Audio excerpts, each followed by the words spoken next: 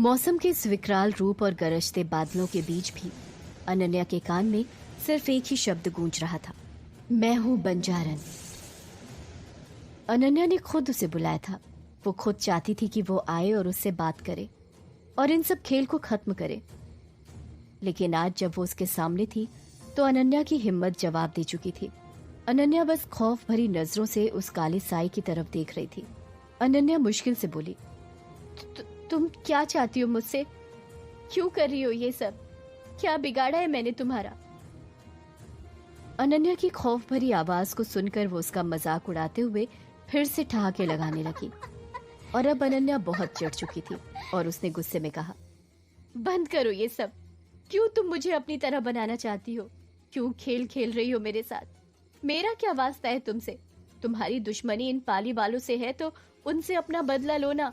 मुझे क्यों घसीट रही हो इन सब में? अनन्या ने आगे कहा, तुम्हारी वजह से मेरे दोस्तों की जान खतरे में है और आज मैं इसका फैसला करके रहूंगी, फिर चाहे इसमें मेरी जान क्यों न चली जाए। अनन्या के इतना कहते ही वो अपनी चुपती हुई आवाज में बोली, तुम्हारी जान इतनी सस्ती नहीं है कि मैं उसे ऐसे चली जाने दूं। अगर मुझे तुम्हारी जान लेनी होती तो मैं तुम्हारी जान उसी दिन ले चुकी होती जब तुम और तुम्हारे दोस्त गांव से भागने वाले थे। मैं तुम्हें इस गांव की सीमा के पार नहीं जाने दूंगी। जिस नदी पर तुम बैठी थी वो नदी इस पाली की सीमा है और अगर तुम लोगों ने कोशिश की भी होती उस नदी को पार करने की तो मैं उसी वक्त तुम्हारे दोस्तों को मार चुकी होती। लेकिन तुम्हें तो मैं वापस घसीट कर इस गांव में लाती, क्योंकि तुम्हारे भीतर, तुम्हारे माध्यम से मैं लौटी हूं। तुम में मेरा वास है। उसकी बात से अनन्या हैरान रह गई और वो अपने मन में सोचने लगी, इसका मतलब मेरा शक सही था। ये कभी भी मेरे भीतर आ जा सकती है और मुझे अपना मोहरा बना सकती है। इसलिए मुझे वो सारी चीजें याद नहीं रहती थी जो कई बार ध्रुव और बाकी सब मुझे कहा करते थे कि मैंने किया है। अनन्या ने कहा, लेकिन क्यों? मैं ही क्यों? मुझसे क्या चाहती हो तुम? आखिर तुम्हारा मकसद क्या है? कुछ देर की खामोशी के बाद वो अचानक से अनन्या के बिल्कुल करीब आ गई। अनन्या को महसूस हुआ जैसे कोई उसके कान में बोल रहा है, मेरा मकसद है कि तुम उस अधूरे काम को पूरा करो जो मैं नहीं कर पाई थी। ये सुनकर अनन्या हैरानी से उस तरफ देखने लगी जिधर से आवाज आ रही थी, लेकिन वहां सिवाय आवाज के कुछ भी नहीं था। एक तरफ जहां अनन्या बंजारन के सामने खड़ी थी, वहीं दूसरी तरफ तारा और पुजारी जी उन दियों के बीच चक्र के पास बैठे हुए वशीकरण की प्रक्रिया आरंभ कर चुके थे। चक्र के प्रत्येक कोण में एक एक करके अलग अलग मंत्रों के साथ पूजन शुरू हो चुका था। चक्र के आगे धधक रहे अग्नि में आहुतियां पड़ने लगी थी और हर एक आहुति के साथ वशीकरण मंत्र और उस बंजारन का नाम लेकर आहुतियां पड़ रही थी।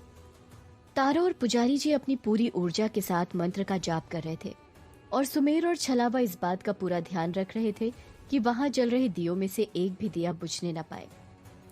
हर एक आहुति के बाद आखिर में पंच तत्व की आहुति देने की बारी आई। तारा ने अपने थैले से बंजारन के नाखून वाली डिब्बी निकाली और उसे धधकती हुई अग्नि में समर्पित कर दिया और जैसे ही वो डिब्बी आग में गई, बहुत जोर की चिंगारी भड़की और उसके बाद पुजारी जी उस पवित्र पेड़ की जड़ वाली बरनी को चक्र के बीच में रखकर तारा से बोले, तारा, मैं अब उसे बुलाने की क्रिया करूंगा। तुम मंत्र बोलती जाओगी और मैं आहुति देता जाऊंगा।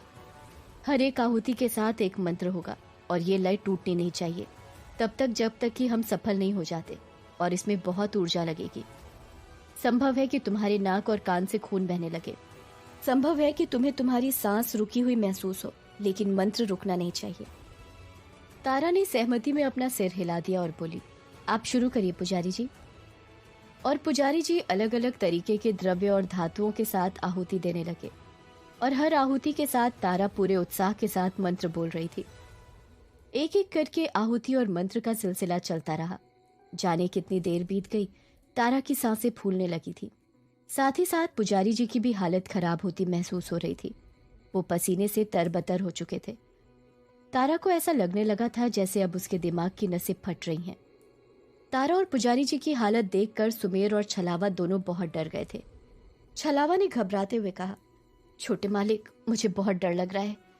इन दोनों की हालत मुझे ठीक नहीं लग रही। ऐसा लग रहा है जैसे किसी भी पल उनकी सांसें रुक जाएंगी। सुमेर, जो कि खुद भी बहुत परेशान था, उसने छलावा की बात को सुना तो उससे बोला, बात तो तुम्हारी ठीक है छलावा, लेकिन हम क्या करें? हम इन्हें रोक भी नहीं सकते, क्योंकि पुजारी जी ने स्पष्ट कहा था कि जब मंत्रों का जाप अपने चरम पर होगा, उस वक्त अगर हमने इन्हें ध्यान से निकालने की कोशिश की तो संभव है कि ये अपना मानसिक संतुलन खो दे, क्योंकि ऐसे अनुष्ठानों में विघ्न उत्पन्न होने पर कई बार अनुष्ठान करने वाला अपनी दिमागी हालत खो देता है। और हमारे लिए अब आगे कुआं पीछे खाई वाली बात है, इसलिए जो हो रहा है उसे होने दो। बस दुआ करो कि इन दोनों की जान को कुछ ना हो। पुजारी जी की नजर हर एक आहुति के साथ चक्र के बीच में रखे उस बरनी पर जाती, जिसमें पवित्र पेड़ की जड़ रखी हुई थी, क्योंकि वशीकरण के मुताबिक जो जड़ अभी पानी के ऊपर तैर रही थी, जैसे जैसे उसमें बंजारन की शक्ति समाहित होती, वैसे वो जड़ नीचे डूबने लगती, और नीचे डूबने के बाद वो अपना रंग बदल लेती। और जैसे ही उस जड़ का रंग बदलता, उस बरनी को बंद करके उसी चक्र के नीचे दफना देना था, जिसके लिए गड्ढा उन्होंने पहले से खोद रखा था।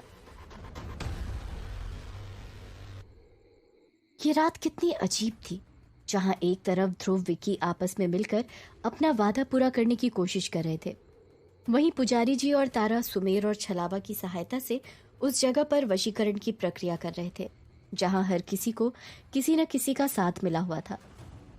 वहीं अनन्या इन सब में अकेली थी। इस अमावस्या की रात उस कुएं पर उस काले साए से मुकाबला कर रही थी, और इस बात की किसी को जरा भी भनक नहीं थी कि जिस अनन्या को वो लोग घर पर सुरक्षित छोड़कर आए हैं, इस वक्त सबसे ज्यादा मुसीबत में वही थी।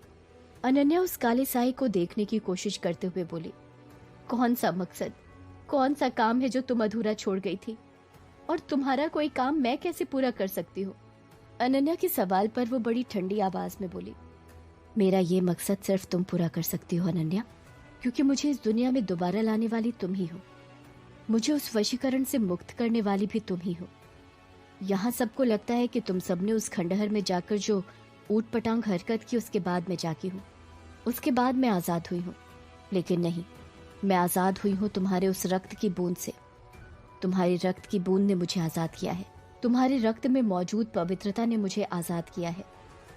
अनन्या को उसकी कोई भी बात समझ में नहीं आ रही थी, और अनन्या ने ना समझते हुए पूछा, मैं समझ नहीं पा रही हूँ तुम क्या कहना चाहती हो, साफ साफ कहो। और मैंने तुम्हें आजाद किया है? मेरे रक्त ने तुम्हें आजाद किया?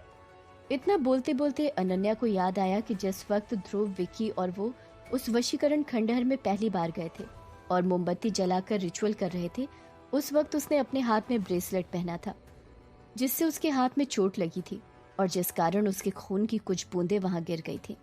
इतना ध्यान आते ही अनन्या चौंकती हुई सामने देखी और बोली, मेरा खून?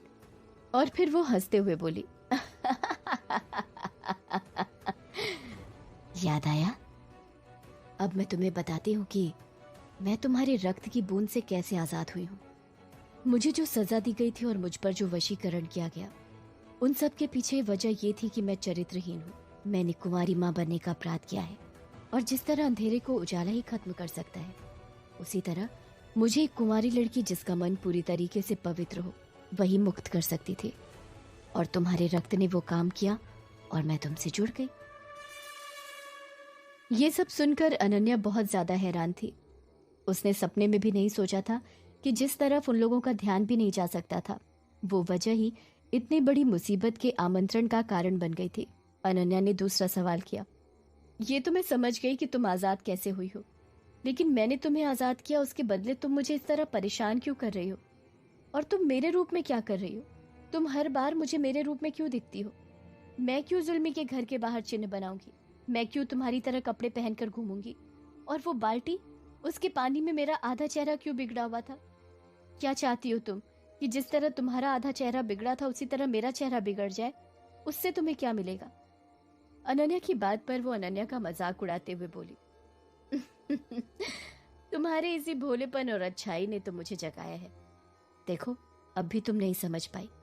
मैं दोबारा लौटी हूं तुम्हारे अंश की मदद से। तुम वो माध्यम थी, और अब मेरा अपना कोई रूप नहीं है, मेरा कोई आकार नहीं है। तुम्हारी जगह पर किसी और ने भी मुझे जागृत किया होता तो मैं उसी के रूप में, उसी के आकार में लौटती, और अब मैं तुम्हारे रूप में ही रहूंगी। वो आधा जला चेहरा तुम्हारा नहीं, मेरा था, और जब भी मैं तुम्हारे रूप में रहूंगी तुम्हें तुम्हारा आधा चेहरा जला हुआ ही दिखेगा। अनन्या ने जब देखा कि वो उसके सवालों का जवाब दे रही है, तो अनन्या ने सोचा, क्यों ना इससे पूछा जाए कि वो क्यों अमावस्या की रात किसी की जान लेती है, वो क्यों चिन्ह बनाती है। लेकिन उससे पहले अनन्या कोई सवाल पूछ पाती। अनन्या को लगा जैसे किसी ने पीछे से उसके बाल पकड़ लिए हैं। अनन्या दर्द से चीख पड़ी और उसी तरह उसके बाल पकड़े हुए वो उसके कान के पास गुर्राती हुई बोली, बहुत हो गया सवाल, बहुत दिया मैंने जवाब। अब तुम वो सुनो जिसके लिए मैं तुम्हें यहाँ लेकर आई हूँ। तुम्हें अगर ये लगता है कि वो मूर्ख पुजारी और वो मूर्ख लड़की मिलकर वशीकरण करके मुझे कैद कर पाएंगे, तो उन लोगों के साथ साथ तुम और पूरे पाली वाले गलत हो, जिन्हें ये उम्मीद है कि वो दोनों मूर्ख इंसान मुझे कैद कर पाएंगे। उस देवदत्त के बाद किसी में इतनी शक्ति नहीं कि मुझे कैद कर सके। मुझे कैद करने के लिए देवदत्त को ही वापस आना पड़ेगा। लेकिन अफसोस कि वो अब इस दुनिया में नहीं है, और अब मुझे कैद करना किसी के बस की बात नहीं। अब मेरे आतंक से तभी सबको मुक्ति मिलेगी जब मैं इस धरती से मुक्त हो पाऊंगी। अनन्या को लगा जैसे उसने बातों ही बातों में अपने अंत का रास्ता खुद बता दिया है, और अनन्या ने तुरंत पूछा, कैसे? तुम कैसे मुक्त हो पाओगी? मुझे बताओ, मैं तुम्हें मुक्त करूंगी। अनन्या की ये बात सुनकर वो अनन्या के उतावलेपन पर हंसते हुए बोली, मुझे मुक्त तो तुम ही करोगी, क्योंकि मेरी मुक्ति का मार्ग तुमसे ही होकर गुजरता है। लेकिन तुम जितना आसान समझ रही हो, इतना आसान है नहीं।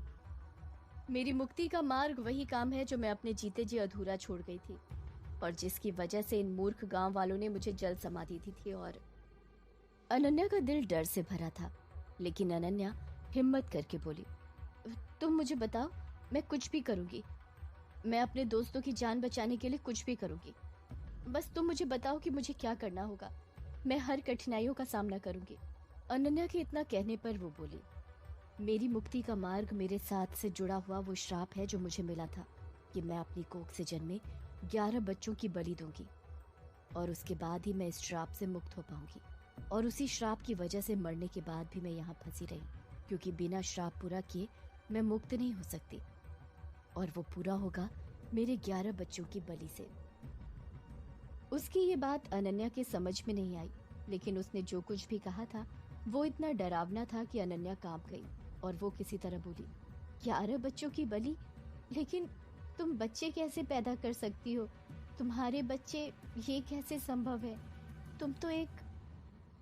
इतना कहते कहते अनन्या चुप हो गई। अनन्या के सवाल पर वो बड़ी शांति से बोली, इसी काम के लिए तो मैंने तुम्हें चुना है। मैं बच्चे पैदा नहीं कर सकती, लेकिन तुम तो कर सकती हो। उसकी ये बात जैसे अनन्या के कान में बम ब्लास्ट जैसी थी, और अनन्या हड़बड़ा कर बोली, क्या? मैं बच्चे, 11 बच्चे? ये कैसे संभव है? ये नहीं कर सकती मैं। तुम्हें तुम्हारे बच्चों की बलि देनी है, मेरा इसमें क्या लेना देना? अनन्या की हड़बड़ाहट और घबराहट को देखकर वो पहले की तरह शांति से बोली, बच्चे पैदा जरूर तुम्हारी कोख से होंगे, लेकिन वो तुम्हारे नहीं, मेरे होंगे।